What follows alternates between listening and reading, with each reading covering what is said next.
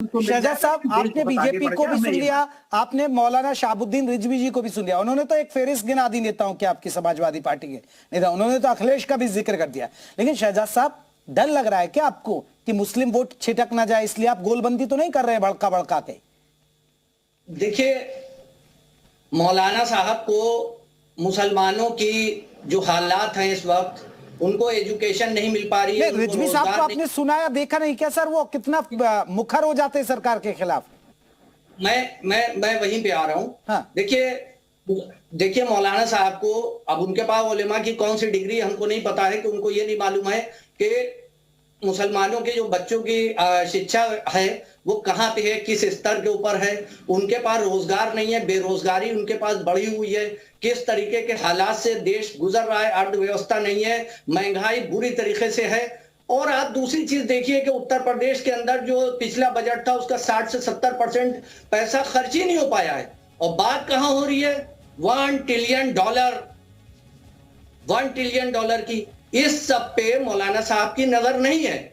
मौलाना साहब की टाइमिंग इतनी जबरदस्त है कि आप देखिए कि अभी इसी महीने में हो सकता है या नेक्स्ट मंथ में इलेक्शन की डेट आ जाएगी, उससे पहले उन्होंने समाजवादी पार्टी के खिलाफ। शहजाद साहब, आप लोगों को डर लग रहा है, अगर कोई मुस्लिम धर्म गुरु, कोई मौलाना अगर मुस्लिमों की आवाज उठा रहा है, उसको लग रहा है कि मुस्लिमों के साथ कोई अनहोनी ना हो जाए, वो चिंता जता रहा है कहीं भाईचारा खराब ना हो जाए, कहीं दंगे जैसी स्थिति ना बन जाए, अगर वो चिंता कर रहा है, आप उसको एजेंट बता रहे हैं और आप उनकी डिग्री पर सवाल उठा रहे हैं, आप पूछ रहे हैं कि वो कहां से पढ़े हैं। देखिए, आपको एक चीज बताऊं कि हम जब सुबह उठते थे तो एक तरफ अजान की आवाज आती है, बरेली आ जाइए, बरेली आ जाइए और मुझसे डिग्री ले लिए। कितनी डिग्री लेंगे? आपके पास न दलील है, न सच्चाई है, न हकीकत है। आप सच्ची बात सुनना नहीं चाहते हैं, हक बात सुनना नहीं चाहते हैं। सिर्फ मुझे जो है बीजेपी का एजेंट गर्दानने के अलावा आपके पास में कोई मुद्दा नहीं है। आप आइए, मुद्दे पर आइए, असली उसूल पे बात करिए, उसूलों पे बात करिए, ज़ाब्ते पे बात करिए। ये क्या है कि डिग्री नहीं है, वो बीजेपी के एजेंट है। ये जो है आपको आसान है कहना। आप चाहे उलमा को, चाहे आलिम दीन को आप बीजेपी का एजेंट कहते हैं या आरएसएस का एजेंट कह दें, मैं इससे डरने वाला नहीं हूं। और जो आप इस तरीके से मेरी आवाज दबाना चाहते हैं, मेरी आवाज आप नहीं दबा सकते। मैं बहादुर बाप का बेटा हूं, आलिम दीन हूं। मेरा काम है मुसलमानों की रहनुमाई करना, मजहबी, सियासी, समाजी रहनुमाई करना, और मैं सियासी, समाजी, मजहबी रहनुमाई करता रहूंगा और आपको आईना दिखाता रहूंगा। आपको चाहे बुरा लगे, चाहे अच्छा ठीक है। लगे। रिजवी साहब, आपको क्यों लगता है, रिजवी साहब, आपको क्यों लग रहा है कि आपको मंशा क्या नजर आ रही है फिर समाजवादी पार्टी के नेताओं की? वो क्यों भड़का रहे हैं फिर? रिजवी साहब, सुन पाए मेरा सवाल? जी नहीं सुन पाया, बताइए। मेरा सवाल यह कि आपको क्या मंशा नजर आ रही है इसके पीछे समाजवादी पार्टी के नेताओं, जिन पर आप आरोप लगा रहे हैं कि ये लोग भड़का रहे हैं मुसलमानों को? क्या मंशा हो सकती है इनकी? देखिए, सीएए कानून जब आया तो उस वक्त जो है गलतफहमियां पैदा हो गई। गलतफहमियां पैदा होने की वजह से बहुत सारे लोग जगहों पर एजिटेशन हुआ, धरना प्रदर्शन हुआ, 27 लोगों की जानें हुई। मगर जब हमने इसका अध्ययन किया और पढ़ा, पूरा जब मुसव्वदा पढ़ा, तो मुसव्वदा पढ़ने के बाद में और दानिश्वर, डॉक्टर, प्रोफेसर, उलमा की मीटिंग होकर के ये जो एक एक लाइन पढ़ करके हमने उसमें देखा कि उसमें भारत के मुसलमानों की शहरियत, नागरिकता के ताल्लुक से कोई बात नहीं है। उसमें सिर्फ ये सीधा सीधा कहा गया है कि पाकिस्तान, बांग्लादेश, अफगानिस्तान से जो गैर मुस्लिम लोग यहाँ भारत में रह रहे हैं और वो शहरियत चाहते हैं, तो उनको शहरियत देने का कानून बनाया गया है। तो इससे मुसलमानों का कोई लेना देना नहीं है, मुसलमानों की शहरियत पर कोई सवाल नहीं है। यहाँ हिंदुस्तान में जो करोड़ों मुसलमान रह रहे हैं, इन पर कोई सवाल चिन्ह नहीं लगता। नहीं, तो यह आप मानते हैं ना रिजवी साहब कि पार्टियां भ्रम फैलाती हैं, भ्रम फैलाया जाता है मुस्लिमों को लेकर, आप ये मानेंगे ना फिर?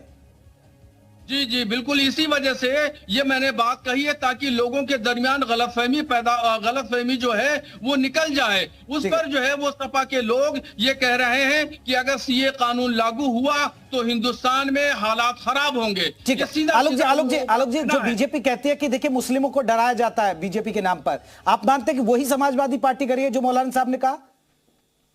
बीजेपी तो कहती है कि सबका साथ, सबका विकास, सबका विश्वास और सबका प्रयास।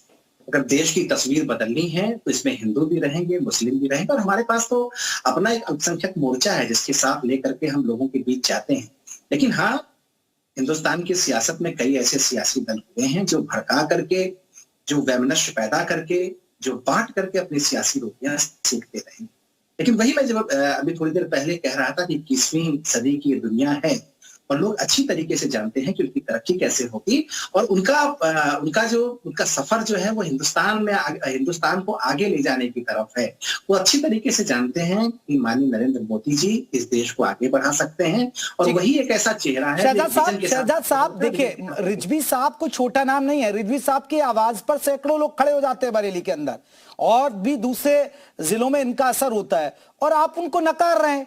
आप कह रहे हैं कि देखिए नहीं जी, ये तो बीजेपी के एजेंट है, ये तो गलत रास्ते पर हैं। देखिए, मैं उस शहर से आता हूं जहां तहजीब का शहर कहा जाता है, मैं वहां से आता हूं। न मैं मौलाना साहब की तौहीन कर रहा हूं, ना मैं हर बराबर भी उनकी तौहीन के लिए सोच सकता हूं। बीजेपी का एजेंट कहना तौहीन है, यही तो तौहीन आपने की बीजेपी का एजेंट कह करके। कोई और बात कहते, दलीलों से, अपनी बातों से मेरी बात को टालते, काटते, तो मैं बात आपकी समझता हूँ। आपने तो सीधे मुझे बीजेपी का एजेंट कह दिया।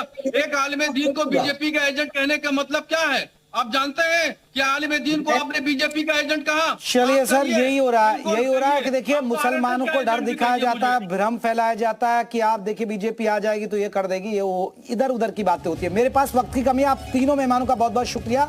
लेकिन अक्सर होता है मुसलमानों को डरा कर ये बताया जाता है कि बीजेपी आ जाएगी तो ये हो जाएगा। अब योगी आ गए तो क्या हुआ भाई? कुछ नहीं हुआ। मुसलमानों को योजनाओं का फायदा मिल रहा है। यही तो है राजनीति, और राजनीति चलती रहेगी। इस बुलेटिन